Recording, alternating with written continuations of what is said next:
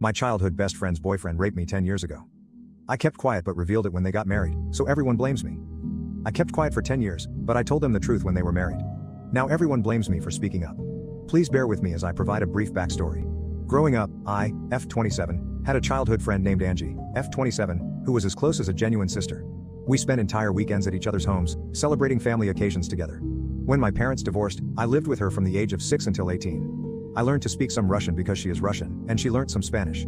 Needless to say, her older brother and younger sister felt like family to me. During our teenage years, Angie had two male best pals. She began seeing one of them, and the other, Nico, now 29, who was also Russian, is the person I began dating when I was 17. Growing up, I struggled with a cardiac ailment. I won't bore you with the details, but I needed to take a number of medications. Starting at the age of 16, I became healthier and no longer needed to take them on a daily basis, except when my heart rate became irregular. However, when this occurred, it became exceedingly painful. My heart would cramp and I would begin to hyperventilate. All of my pals, including Nico, were aware of this, and they also understood that combining my medications with alcohol would cause me to black out. As a result, I didn't smoke or drink much while growing up. I was concerned about my health and only drank at home or in a safe environment. Here, the legal drinking age is 16, and I rarely drank anything other than wine or beer. I had sex for the first time with Nico when I was 17. 2 weeks later, while my parents were at a retreat, he came over for a date night. I had one glass of wine, but then I began experiencing health problems, which led to me taking my medication and going asleep. The next morning, I felt a little sore, but I didn't give it much thought. 2 weeks later, I informed Nico that my menstruation was late. He panicked and confessed to having sex with me while I was unconscious.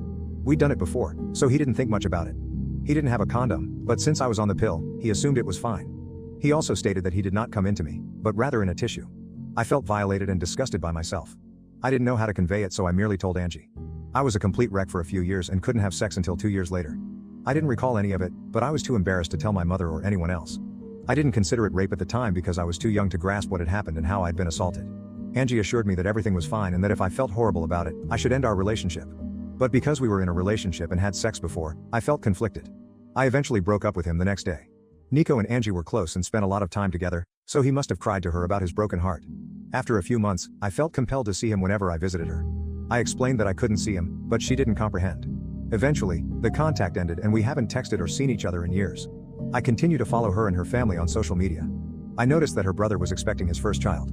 Because I was incredibly close to her family, I replied on the Instagram post to offer my happiness. He contacted me thereafter. I had missed his wedding, but he wanted to know whether I would be interested in attending the baby shower, as we hadn't spoken in years and were formerly very close. He told me I was like his third little sister. I asked Nico if he would be attending, as Angie and he had been dating for 9 years, and he replied sure. I didn't say much, but I offered to send him a modest gift if he could give me his current address. I mentioned that I would not be attending. He kept nagging me about what occurred all those years ago and why I'm no longer in their lives. Angie told her family that I couldn't see her since she was seeing my ex, but her brother suspected more. This is when I believed I could be honest. I told him the truth about what occurred back then. While I didn't realize it at 17, I now know it was rape, and I referred to it as such. I didn't hear back from him, but Angie contacted me a few days later, furious. Nico had intended to propose at the baby shower, but Angie's brother is now opposed after learning why I stopped communicating. She informed me she loves Nico and intends to stay with him, but her brother said she is no longer a part of his life. He does not want his baby girl to be raised by a rapist family. Since then, I've received messages from former high school acquaintances telling me that I should have ignored it and not told anyone. They claim that because I didn't speak up back then, I've lost my right to do so now, and that I'm a terrible person for causing problems. Someone's life has been damaged because of something he did as a child 10 years ago. Is it really my fault for speaking up? Comments where OP has replied. The OP responds to comments regarding her right to speak up, stating that she now realizes it was rape. But we grew up in a little town of about 5,000 people, and I'm not sure what would have happened if I had spoken up. He was 19 at the time, 2 years older, and everyone knows everything about everyone else. It would have had a significant influence back then, just as it does today. They all still reside there, and word has spread. That is why so many of our former classmates, the majority of whom still reside in the area, are contacting us. They've left me furious texts. They've known Nico their entire lives and are sticking by him. When I was 20, I moved out, and my mother departed soon after. We didn't keep in touch with most folks. It still aches my heart to receive such a violent response from people who were my entire childhood. Thank you for all of your well wishes, I sincerely appreciate it. OP, Nico ruined his own life, not mine. I recognize that he is responsible for what transpired. The pushback I'm getting is because he appears to be a different guy now, and Angie believes that what he did as a youngster shouldn't ruin his life. Angie also says it has nothing to do with her brother's daughter. I'm not sure if Nico will ever act out or do anything, but it doesn't change what happened to me. Thank you for confirming this. I can't stop feeling awful about the repercussions. While I do not want to see Nico or Angie, I am at peace with what happened to me back then.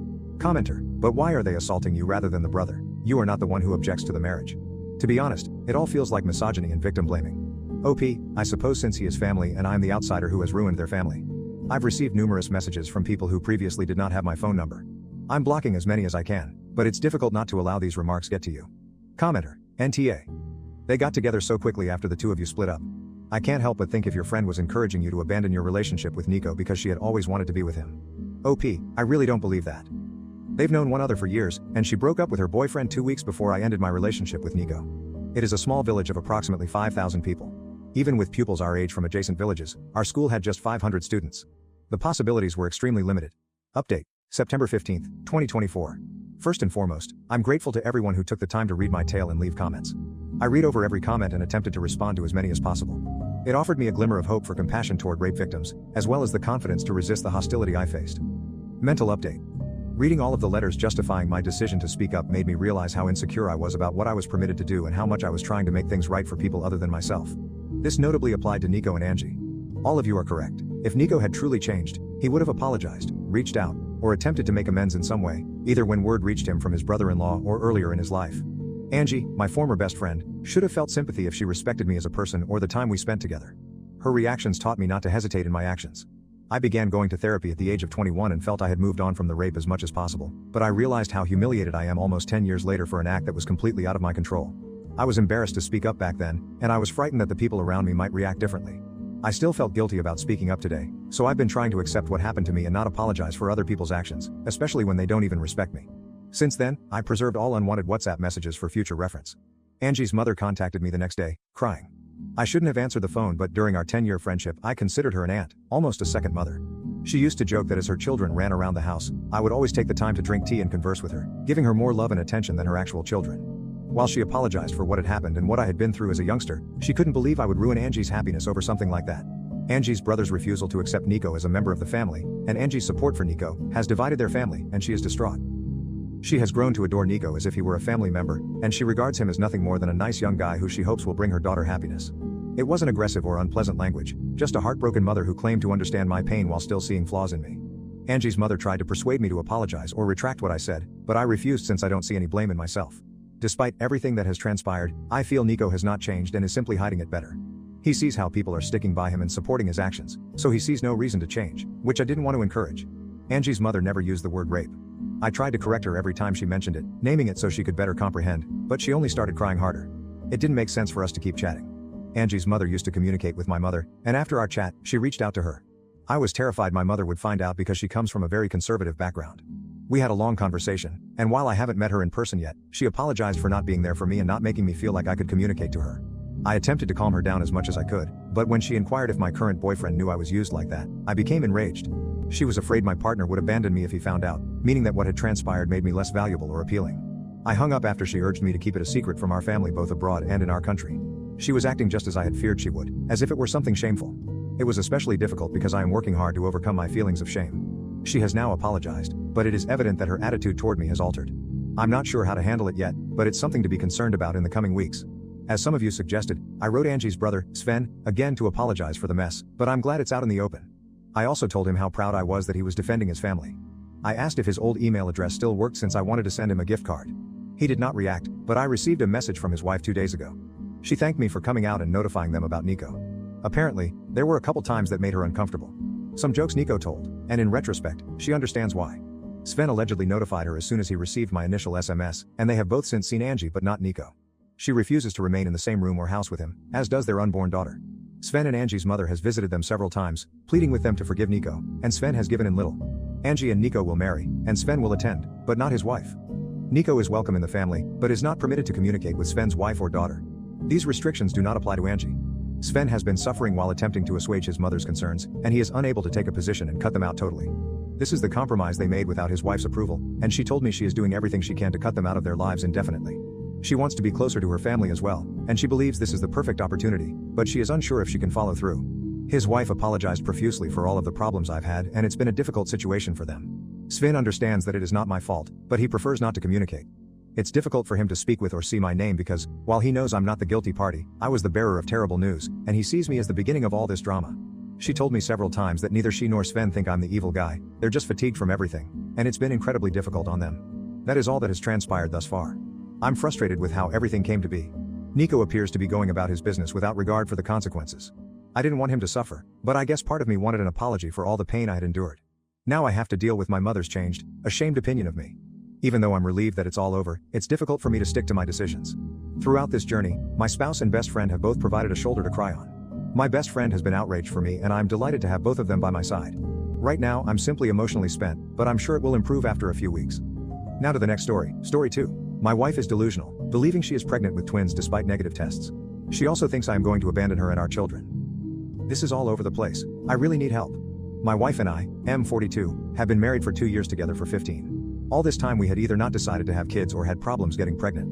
After some medical testing we found out that it was near impossible to get pregnant due to some medical issues with her. We were thinking of adopting when one day she came home and told me she was expecting. Of course I was super happy. A week later we had an appointment at the gyno and she had some blood drawn. The test came back negative and of course I was devastated, but she wasn't. She claimed that she was pregnant and that the doctor was wrong. We took some more store-bought ones and they all came back negative. My wife is in complete denial. Now she claims we are having twins. She is buying them clothes and decorations and is pressuring me to start with the nursery. I am at a loss and don't know what to do. My inaction is making her believe that I want to leave them and that I am going to doom my wife into the life of a single mom. What the F is even happening? I love her but I don't know what to do.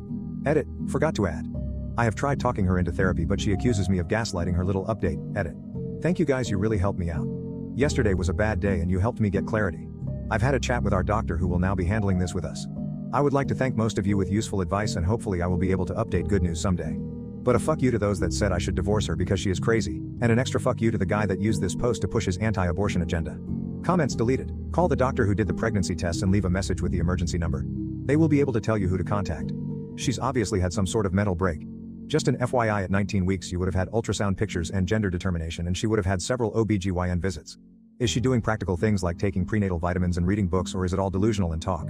Just wondering how far she is taking this scenario. Oh OP, I know. Also she isn't showing at all. She is thin as always.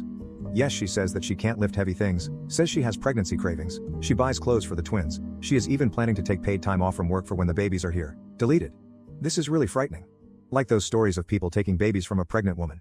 You need to get her help ASAP. Was she all of a sudden 19 weeks, or has this been going on a while? What spurred her into thinking she was initially pregnant? Have you seen her have her period at this time so you can point out the obvious? OOP, she claimed she was pregnant about a few weeks ago. But as of Friday she says she entered her 19th week. I really don't know what brought her to think that so-called pizza. Oh dude. She's going through something very, very serious. You need to contact a therapist. Like turn off Reddit right now and contact one. She's having delusional thoughts. Her preoccupation with pregnancy and her sadness have overcome her. This is way beyond Reddit's pay grade. Good luck. OOP. I have tried talking her into therapy and she shuts down 100% and accuses me of gaslighting her panda jinx. This sounds like it could be a pseudo-pregnancy.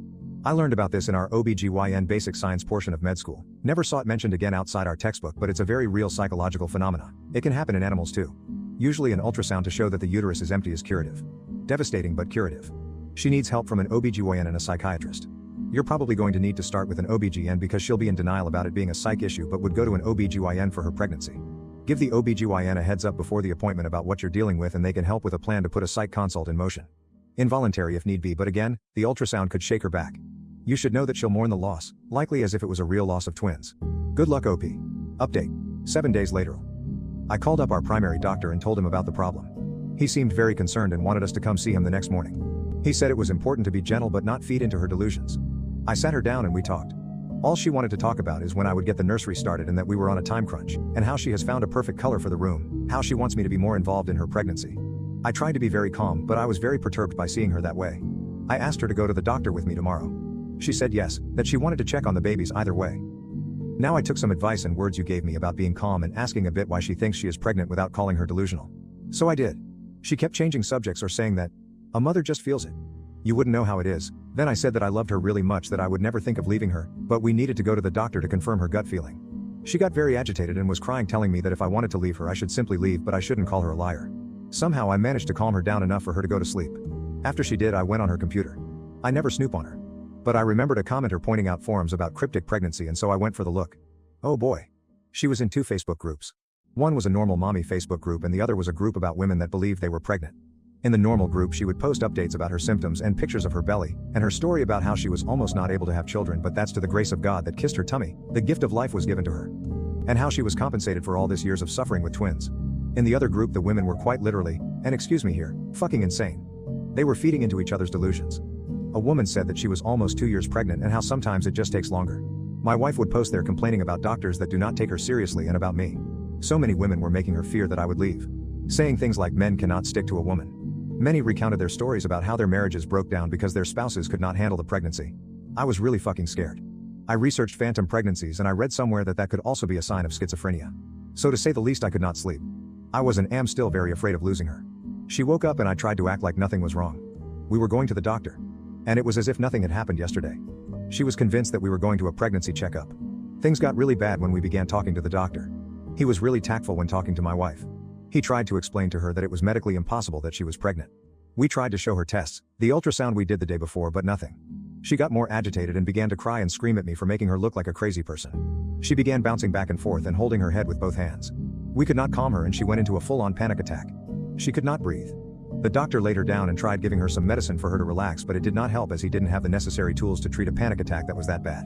She had to go to the hospital where they took care of her. Did an EKG to exclude that she was suffering a heart attack. At that point I really had no other option than to inquire about involuntary commit. So I could not do it myself.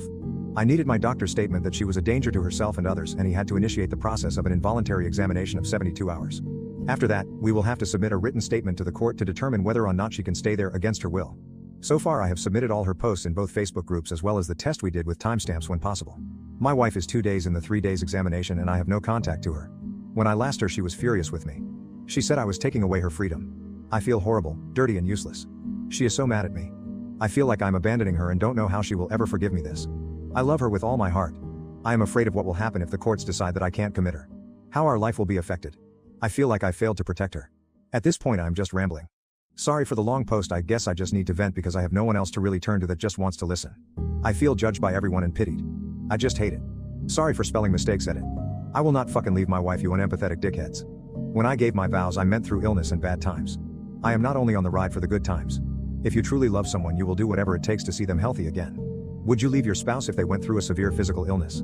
I am here to stay. I will not divorce her. She is not a fucking psycho, she is sick.